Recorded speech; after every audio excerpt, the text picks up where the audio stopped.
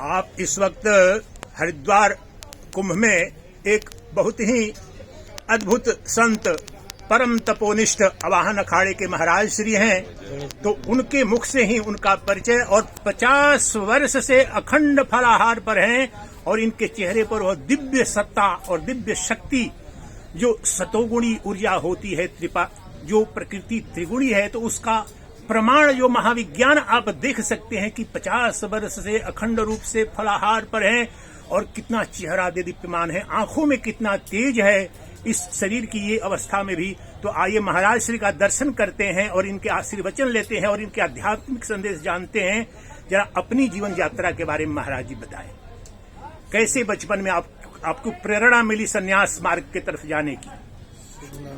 शुभ नाम अपना बताएं महाराज जी। मेरा शुभ नाम है श्रीमैद गणेश गिरी जी फलारी जी।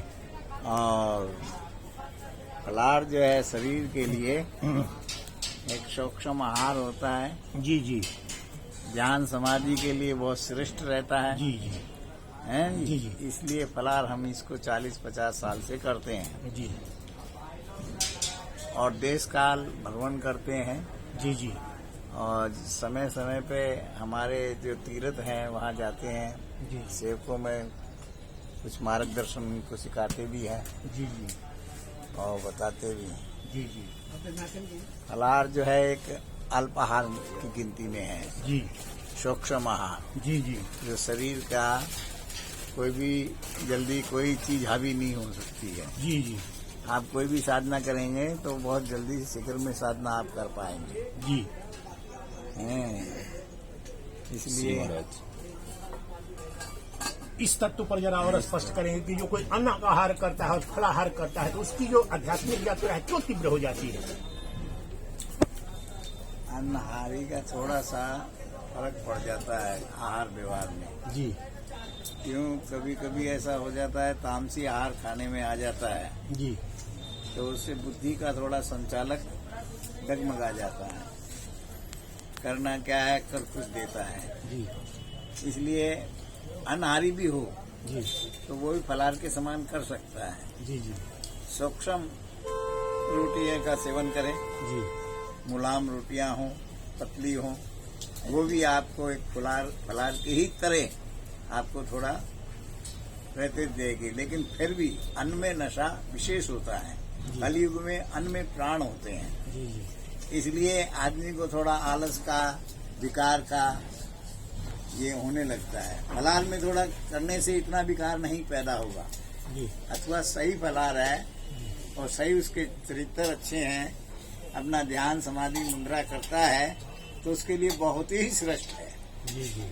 क्या इसलिए मैं अपनी वाणी को यहीं नहीं तो आपने जो प्रारंभ में ही आपने शुरू की प्रारंभ में, तो क्या आपको 1 महीने 2 महीने 4 महीने बाद क्या शारीरिक रूप से कमजोरी या नहीं कोई महसूस नहीं हुआ। अच्छा, मेरे को ऐसा कोई महसूस नहीं हुआ भाई कमजोरी आ रही हो या मैं परेशान हूँ या मेरा चित्त भटक रहा हो, जी जी। नहीं खाया तो ऐसा कुछ नहीं। तो आम तौर पर सुबह से शाम तक आप फलाहार में कितना क्या किस तरह लेते हो, जरा दिनचर्या बताएं आप।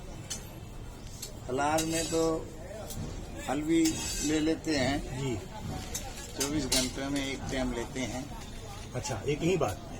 अच्छा, शाम को थोड़ा दूध लेते हैं। बस यही, शाम में दूध लेते हैं और फलाहार लेते हैं। नहीं, शाम में दूध और दिन में फलाहार। तो महाराज जी, सबसे बड़ा प्रश्न वैज्ञानिक जो पाश्चात्य जो दर्शन है और विज्ञान कहते हैं कि 2000-2500 कैलोरी की प्रति व्यक्ति जरूरत पड़ती है और जितना आप लेते हैं उसमें तो 1000 कैलोरी भी नहीं मिलती है। और हमारे ऋषियों मनीषियों का यही दर्शन है ये करके कि वो भौतिक सत्ता नहीं है कैलोरी और ऊर्जा। आपने क्या अनुभव किया है कि जो अन्य दूसरे जो संत हैं जो अन्न खाते हैं सुबह शाम 2 बार 3 बार खाते हैं और आपने आपको ऊर्जा की कमी कभी नहीं महसूस किया? हमें महसूस नहीं हुई जी। गणेश जी की खूब कृपा है। जी जी जी करके। और हमारे इष्ट देवता की मन की शांति और अंतःवृत्ति बहुत शांति। तो आप सनातन धर्म के संरक्षण के लिए क्या संदेश भक्तों को देना चाहते हैं? जरा आप संदेश में जो आचार विचार हमारे हैं पूरा विदेश से प्रभावित हो रहे हैं अधिकांश लोग, उनका आचार विचार खान पान जो खाता है वैसा ही तो संस्कार होगा। भगवत गीता में भगवान कृष्ण आचार आहार विहार बुद्धि सब त्रिगुणी बताया, तो उस संदेश आप दें कि ये सात्विक बुद्धि को लाने के लिए कैसे। दे दो जरा थोड़ा भाई। तो उससे ले लेंगे जरा। हाँ। आप बोल दीजिए एक दो पंक्ति महाराज श्री, जो कुछ भी जो है सो अपनी अभी से महाराज बात जी है। उनको समर्पित कर रहे ठीक, बानी। ठीक, ठीक, ठीक। महाराज जी दो शब्द इस ठीक, विषय ठीक, में ठीक, बोलेंगे। ठीक। आज के इस यंत्र युग में जी धर्म की महत्व, धर्म की वास्तविकता और सबसे प्राचीन इस संसार में जो व्यवस्थाओं में से या हम जनमानस में जो भी अपनी अपनी संपदा है, उसमें सनातन धर्म सबसे श्रेष्ठ है, सबसे प्राचीन है। इससे प्राचीन कुछ भी नहीं है। जी जीव भूता सनातन। जी जी इस संसार में वनस्पति से लेकर सूक्ष्म जीव तक जो भी सजीव प्रक्रिया में है, सभी सनातनी है। जी जी दूसरी बात, आज की जो राजनीतिक माहौल देश का, विदेशों के जो परस्पर संबंध और विज्ञान जो टेक्नोलॉजी जो घातक रूप से जी। संशोधन कर कर चंद्र के लेकर सूर्य तक और नव ग्रहों के ऊपर भी मंगल ग्रह पर स्पेस में जाकर, मंगल में जाकर ये जो मतलब सारी खोजें हो रही है, जी जी उसमें से कुछ प्रकृति नाराज हो रही है, परमात्मा भी नाराज हो रहे हैं जी जी कि हमने आपको इसलिए नहीं बनाया था। हमने यहाँ आपको संसार में अपनी जो है भौतिकता और सामाजिकता, धार्मिकता, ये सब चीजों के विस्तार के लिए आपका निर्माण किया था। अब उससे आप आगे निकल गए तो अब सामने बहुत खतरनाक परिणाम आ रहा है। जी उनकी शुरुआत हो चुकी है। जी बस ये है कि सभी से यही निवेदन है, प्रत्येक व्यक्ति अपने स्वधर्म की रक्षा करे, जी अपने स्वधर्म की रक्षा करे। धर्मो रक्षति रक्षिता।